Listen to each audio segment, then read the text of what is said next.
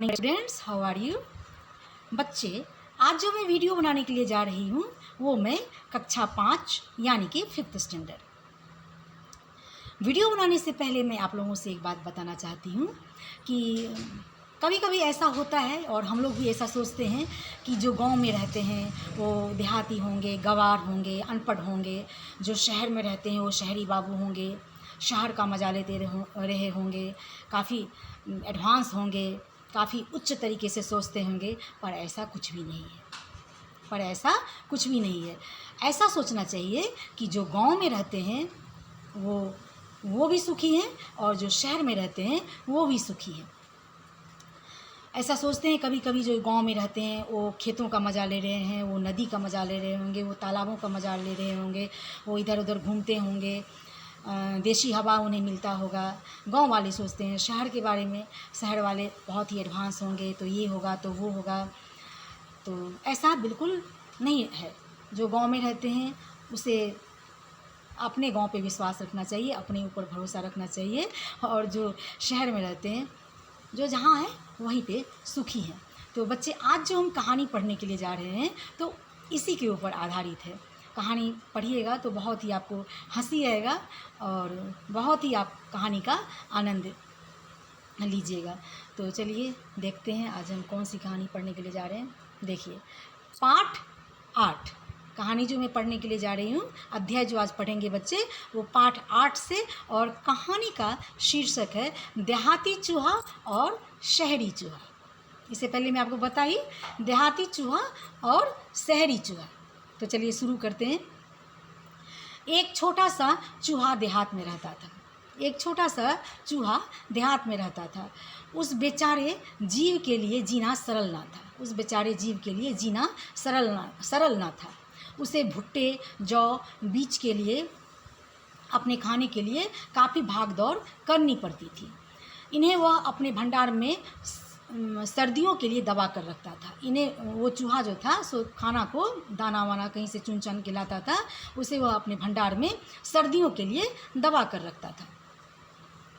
जो सर्दी आएगी तो उसे बाहर ना निकलना पड़े और अंदर में जमा रहेगा तो वो आराम से खाएगा। सर्दियों में उसे अपना बिल पेड़ के नीचे खोदना पड़ता था। बिल मतलब उसका जो घर होता है वो खोदना पड़ता था और पत्तों से अपने आप को ढकना पड़ता था। पत्ते से वो ढकता था। गांव का मज़ा ले रहा था, जो गांव में होता है। गांव में तो यही सब होता है। चूहे के लिए नहीं होता है, सभी के लिए होता है। गांव तो गांव होता है। वह अपने भंडार में सर्दियों के लिए दबा कर रखता था। सर्दियों में उसे अपना बिल पेड़ के नीचे खोदना पड़ता था और पत्तों से अपने आप को ढकना पड़ता था। लेकिन उसे खाने के लिए पर्याप्त सामग्री थी। वह सोने के लिए आरामदेह खेत था। सोने के लिए वह खेत में चला जाता था। पत्तों पे, घास पे, नरम जो घास होती है उस पर वह चूहा आराम से गद्दी समझ के सो जाता था और खाने के लिए भी अपना सामग्री जुटा करके अपना घर में वो रखता था। अब देखिए, वह इस वातावरण में बहुत ही खुश था। वो अपने माहौल में, इस गांव के माहौल में वह देहाती चूहा बहुत ही खुश था। इसलिए मैं बोली ना कि जो जहाँ रहता है वो वहीं पे खुश रहता है। एक दिन देहाती चूहे ने अपने भंडार की तरफ देखा। वह पूरा भर गया था। भंडार उसका पूरा भरा हुआ था, उसे कोई दिक्कत नहीं था। धान चावल जो भी वो चुन चुन के लाता था, चना वना सब उसके भंडार में भरा हुआ था। उसने सोचा कि उसके पास खाने को पर्याप्त है, खाने को पूरा भोजन है और मौसम भी अच्छा है। मौसम भी पूरा हवादार खुशनुमा मौसम है। क्यों ना अपने चचेरे भाई शहरी चूहे को बुलाकर कुछ समय के लिए अपने साथ रखा जाए। देखिए, बहुत मज़ा आएगा। लास्ट में तो और हंसी आएगा। मैं तो पढ़ भी रही हूँ और हंस भी रही हूँ। शहरी चूहे को बुलाकर, शहरी चूहा उसका शहर में उसका चचेरा भाई रहता था। देहाती चूहा का चचेरा भाई कहाँ रहता था बच्चे? शहर में। शहरी चूहे को बुलाकर कुछ समय के लिए अपने साथ रखा जाए। वह देहात में अपनी छुट्टियाँ अच्छी तरह से बिता सकेगा। देहाती चूहा सोचा कि वो मेरा शहरी भाई जो है सो देहात में अपनी छुट्टियाँ अच्छी तरह से बिता सकेगा। शहरी चूहा कुछ दिनों के बाद आया। दोनों भाइयों के पास बात करने के लिए बहुत खुश था। वो अपनी शहर की बातें बता रहा था, वो ये अपनी देहात गाँव का बात बता रहा था। वे काफ़ी समय से आपस में नहीं मिल पाए थे। कौन नहीं मिल पाए थे बच्चे? दोनों भाई, वे काफ़ी समय से, दोनों चूहे जो थे दोनों भाई थे, वे काफ़ी समय से आपस में नहीं मिल पाए थे। लेकिन जब देहाती चूहे ने रात का भोजन परोसा तो शहरी चूहा उदास हो गया। शहरी चूहा के लिए, अपने चचेरे भाई के लिए जब देहाती चूहा खाना परोसा तो शहरी चूहा थोड़ा सा उदास हो गया, मलिन हो गया। क्या तुम्हारे पास खाने के लिए सिर्फ दाने, जौ और सूखे फल ही हैं? वो बोल रहा है, शहरी चूहा बोल रहा है देहाती चूहे से, क्या तुम्हारे पास खाने के लिए सिर्फ दाने, जौ और सूखे फल ही है? मेरा ऐसा दावत खाने का बिल्कुल विचार नहीं था। मेरा ऐसी दावत खाने का बिल्कुल विचार नहीं था। वो बोल रहा है, शहरी चूहा बोल रहा है अपना भाई से, देहाती भाई से, देहाती चूहे से, कि मेरा ऐसा भोजन खाने का विचार नहीं था। देहाती चूहा कुछ ना बोला, जो गांव वाला जो चूहा था वो कुछ ना बोला। रात को वे पेड़ के नीचे नम घास पर सोए। रात को वो पेड़ के नीचे नम घास पर खेत में जाके सो गया। दूसरे दिन सुबह शहरी चूहा कांपता हुआ उठा। शहरी चूहा कांपता हुआ उठा और बोला, यह तुम्हारा आराम करने का अच्छा ढंग है, यह तुम्हारा आराम करने का अच्छा ढंग है। मैं जमने की हद तक ठंडा हो गया हूँ। मैं जमने की हद तक ठंडा हो गया, मतलब कि एकदम वो बोल रहा है कि मैं अब लगता है जम जाऊंगा बर्फ़ की तरह, ऐसा ठंडा हो गया हूँ। रात में ठीक से आँख तक नहीं झपकी, मतलब रात में आँख तक नहीं झपकी, मतलब कि हमको ठंड के मारे इतनी ठंड लगी कि हमको नींद नहीं आया। कौन बोला? शहरी चूहा बोला देसी चूहा से। देखिए अब मैं बता रही हूँ, देखिए यहाँ पे पिक्चर बनी हुई है, ये शायद देहाती चूहा है और कि ये शायद दोनों चूहा है, ठीक है। अब देखिए,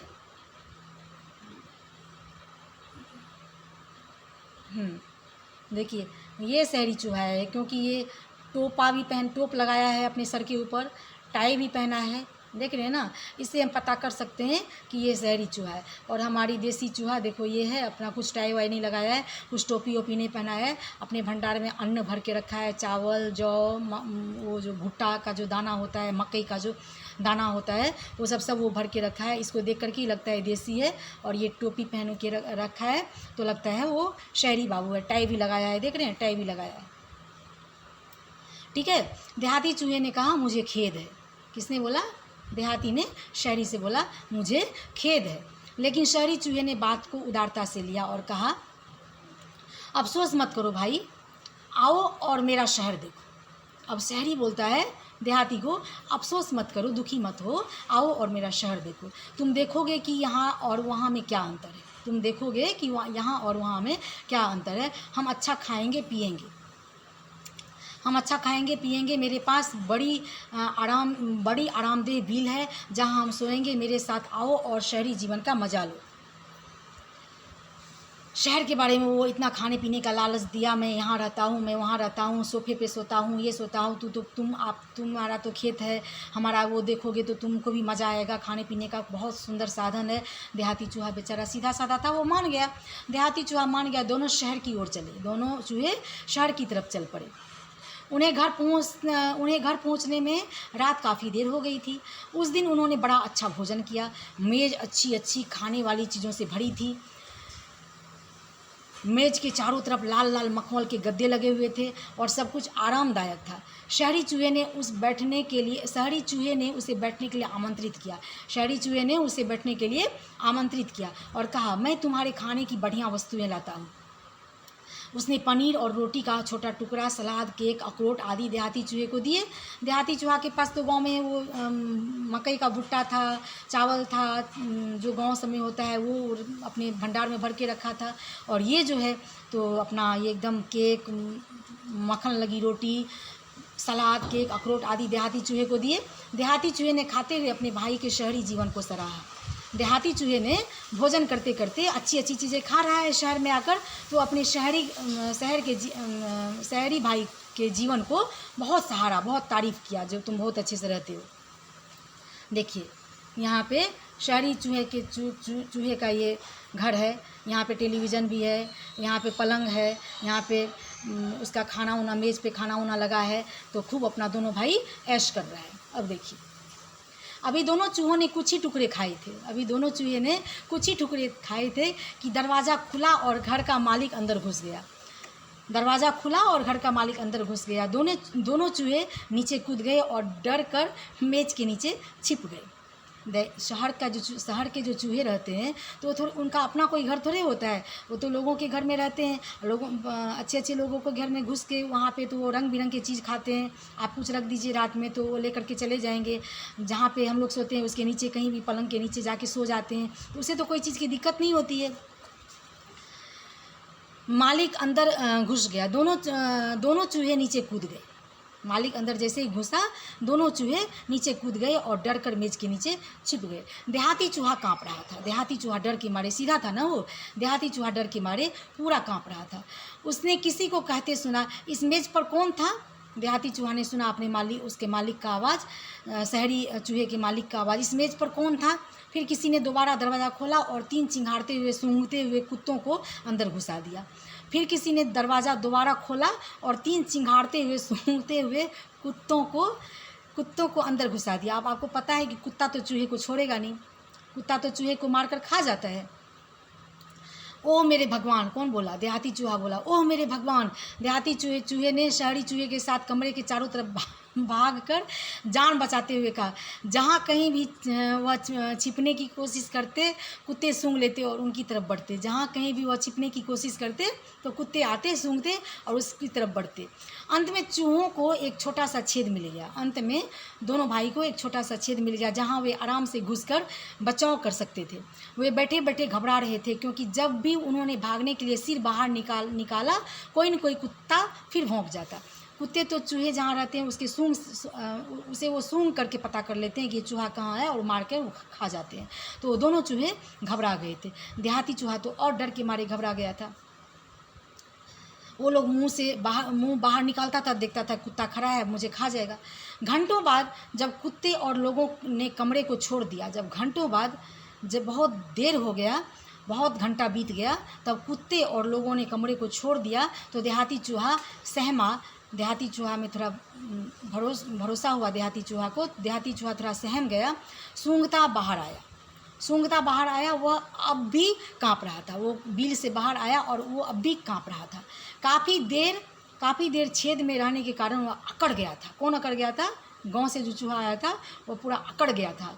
एक जगह आप किसी के डर से, मान लीजिए हम देखेंगे कि बाघ आ गया है और हमको खा लेगा, हम कहीं किसी कोने में डर के मारे सहम के खड़े हैं, एकदम चिपक करके खड़े हैं, तो मेरा बदन तो अकड़ जाएगा ना। तो उसी प्रकार से चूहा का देखिए, घंटों बाद जब कुत्ते और लोगों ने कमरे को छोड़ दिया तो देहाती चूहा सहमा, सूंघता बाहर आया। मतलब कि थोड़ा सा सहम करके सूंघता हुआ बाहर आया। वो बाहर आया तो डर के ही बाहर आया, पूरा वो ये करके नहीं आया, पूरा उस डायरेक्ट बाहर वो नहीं आया। मतलब डर के धीरे करके वो बाहर आया कि अभी भी तो कोई नहीं है। वह अब भी काँप रहा था। काफ़ी देर छेद में रहने के कारण वह अकड़ गया था, हालांकि वहाँ कोई नहीं था। देहाती चूहे ने कहा, मुझे डर लग रहा है और मैं वापस जा रहा हूँ। किससे कहा? शहरी चूहा से कहा, मुझे भाई यहाँ पे बहुत डर लग रहा है, मैं वापस जा रहा हूँ। तुम्हारी आओ भगत का धन्यवाद। तुम जो हमको गांव में बोले थे कि ऐसे रखूँगा, वैसे रखूँगा, ऐसे खिलाऊँगा, मेज़ पे सोऊंगा, तो ये सोऊंगा, तो वो तो अकड़ के यहाँ पे ठंड एकदम ये हो गया है। तो बोला, तुम्हारी आओ भगत का बहुत बहुत धन्यवाद। मैं महसूस करता हूँ कि अपनी फसलें, जौ, बीज और सर्दियों की ठंडी हवाएं तुम्हारे अच्छे खाने और आरामदायक घर से कहीं अच्छी है। वो बोल रहा है, देहाती चूहा बोल रहा है कि तुम्हारा जितना सारा खाने का चीज़ है, तुम्हारी ठंडी हवाएं, सर्दियों की ठंडी हवाएं, जौ, बीज, अपनी फसलें, हवाएं, तुम्हारे अच्छे खाने और आरामदायक सोफ़ा सेट वाला जो घर है, मेज़ों वाला जो घर है, वो आरामदायक घर से कहीं काफ़ी अच्छा है हमारा गांव। आखिर मैं अपने देहात में शांति और आराम से सो तो सकता हूँ। कौन बोल रहा है? देहाती चूहा बोल रहा है अपने चचेरे शहरी भाई से कि आखिर मैं अपने देहात में शांतिपूर्वक रह तो सकता हूँ, शांति से आराम से सो तो सकता हूँ। ठीक है बच्चे?